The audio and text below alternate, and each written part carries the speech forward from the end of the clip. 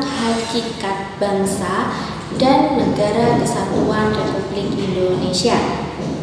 Kalau minggu kemarin itu kita sudah live dan di sana dijelaskan tentang apa itu bangsa, apa itu negara kesatuan Republik Indonesia, siapa yang dimaksud bangsa, dan bagaimana terbentuknya negara, syaratnya apa saja. Nah, itu kita sekarang masuk ke lebih jauh di negara itu sendiri. Di sini kita akan membahas tentang hakikat negara kesatuan Republik Indonesia. Negara kita itu seperti apa sih? Negara Indonesia itu apa? Bagaimana? Berdirinya seperti apa? Dengan cara apa?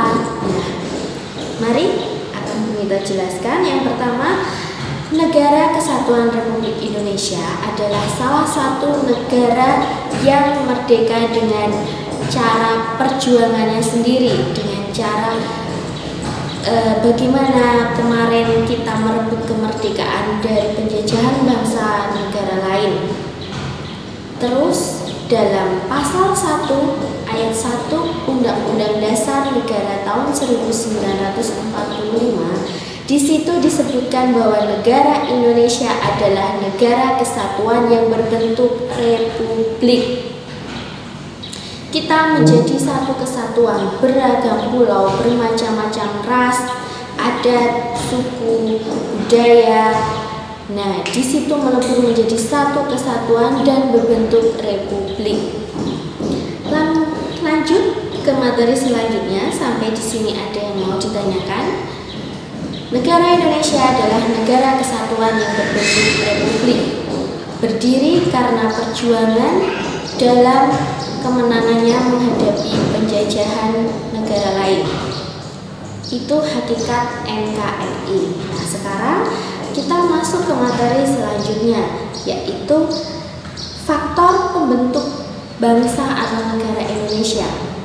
Negara kita itu terbentuk pasti ada alasannya, pasti ada faktor pencetusnya, pasti ada sebabnya. Apa itu? Di antaranya ada 4. Yang pertama adalah rasa senasib. Ya, dengan senasib kita sama-sama dijajah dari ujung kulon, dari Sabang sampai Merauke. Kita merasakan penjajahan yang sama, sehingga kita mempunyai rasa senasib yang sama, kita menderita. Nah, akhirnya disitulah kita ingin merdeka bersama-sama. Itu pembentuk bangsa Indonesia yang pertama adalah karena ada rasa perasaan senasib. Yang kedua, karena ada keinginan bersama untuk merdeka. Karena tadi itu sudah rasa senasib, menderita bersama. Yang kedua, lalu kita punya timbul keinginan untuk merdeka bersama. Ayo, mari kita lawan penjajah itu bersama-sama. Nah, setelah mempunyai keinginan merdeka bersama, faktor yang ketiga adalah ada kesatuan tempat tinggal. Kita berdiri di tanah pertiwi yang sama, di negara Republik Indonesia. Kita menyadari Indonesia itu terbentang dari Sabang sampai Merauke. Kita menjadi satu kesatuan, kita berdiri di atas tanah ibu pertiwi yang sama. Lalu yang terakhir adalah punya cita-cita yang sama, yaitu untuk mencapai kemakmuran dan keadilan. Jadi tadi faktor pembentuknya ada 4. Yang pertama, kita punya rasa senasib yang sama, menderita karena penjajahan. Karena adanya rasa menderita penjajahan itu, lalu timbullah faktor yang kedua, keinginan untuk merdeka bersama-sama. Nah, ketika kita sudah mempunyai keinginan untuk merdeka bersama-sama, lalu timbullah yang ketiga, kita menyadari tempat tinggal kita sama di atas tanah ibu pertiwi Indonesia. Setelah kita mempunyai perasaan yang sama, kita berdiri di atas yang sama, kita harus memperjuangkannya, maka kita juga mempunyai cita-cita untuk mewujudkan kesejahteraan, kemakmuran bersama. Itu tadi 4 faktor pembentuk bangsa: nasib yang sama, lalu keinginan untuk merdeka bersama, tinggal dalam satu wilayah yang sama, dan mempunyai cita-cita yang sama. Itu tadi keempat faktor pembentuk bangsa. Sekarang kita beralih ke selanjutnya, yaitu fungsi negara Republik Indonesia. Negara Republik Indonesia berdiri itu tentunya dia tidak hanya sekedar label nama, tidak hanya sekedar pajangan, ini loh aku punya negara, ini loh aku tinggal di negara ini, enggak. Tapi anak-anak, yang perlu kalian ketahui bahwa negara Kesatuan Republik Indonesia itu punya fungsi.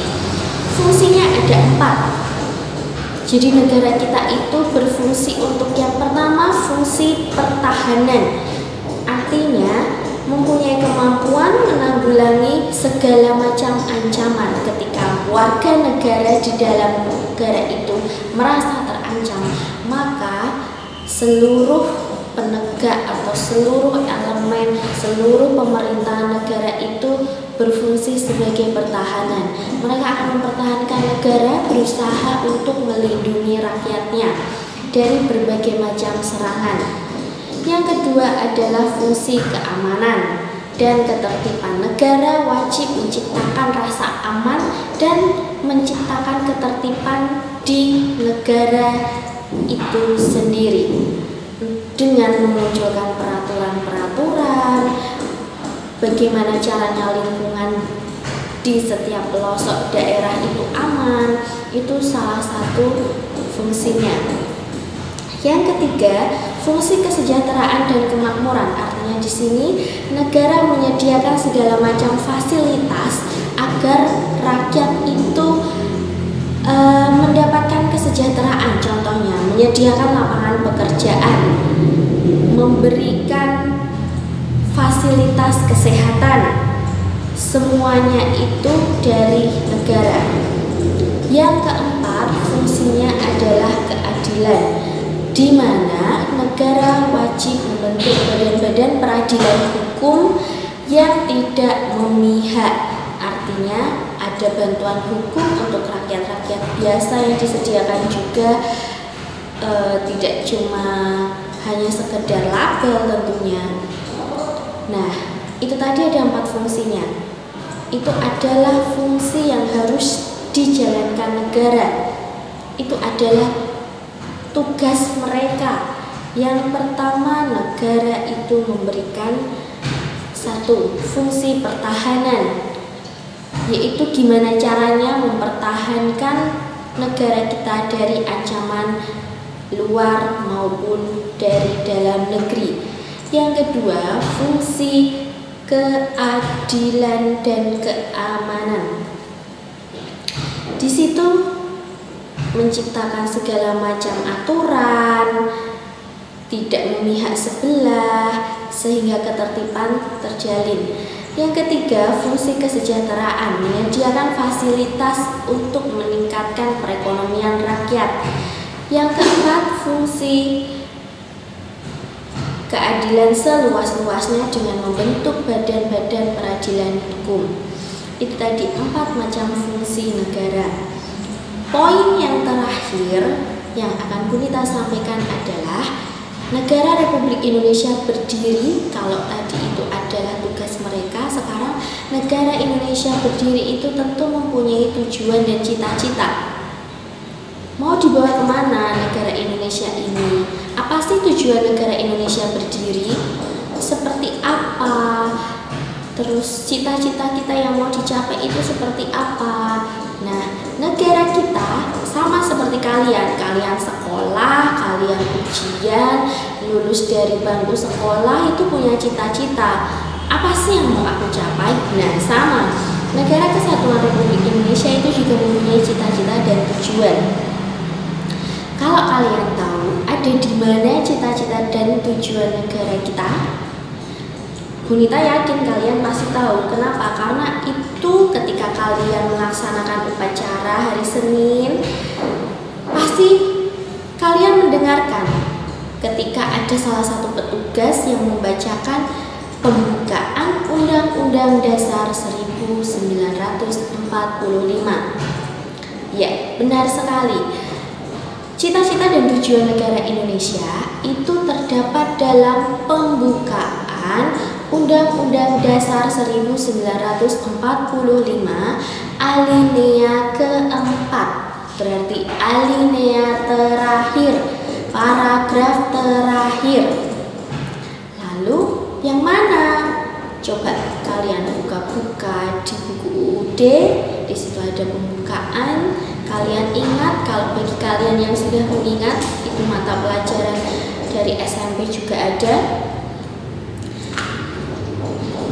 Oke, berapa cita-cita dan tujuan negara kesatuan Republik Indonesia yang tercantum di alinea keempat pembukaan UUD 1945? Ya, ada 4 cita-cita atau tujuan negara kesatuan Republik Indonesia.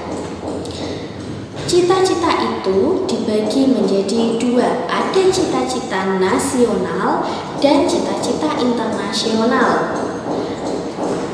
Ada 4 cita-cita nasionalnya. Yang pertama adalah melindungi seluruh segenap bangsa dan seluruh tumpah darah Indonesia.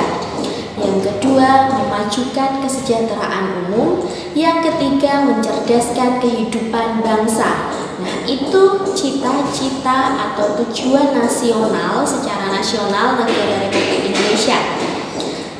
Yang kedua adalah cita-cita atau tujuan secara internasional dari negara Indonesia, yaitu yang keempat, ikut melaksanakan ketertiban dunia yang berdasarkan kemerdekaan, perdamaian abadi, dan keadilan sosial. Nah, jadi itu kesimpulannya. Cita-cita atau tujuan negara Republik Indonesia terdapat dalam alinea keempat pembukaan Undang-Undang Dasar 1945.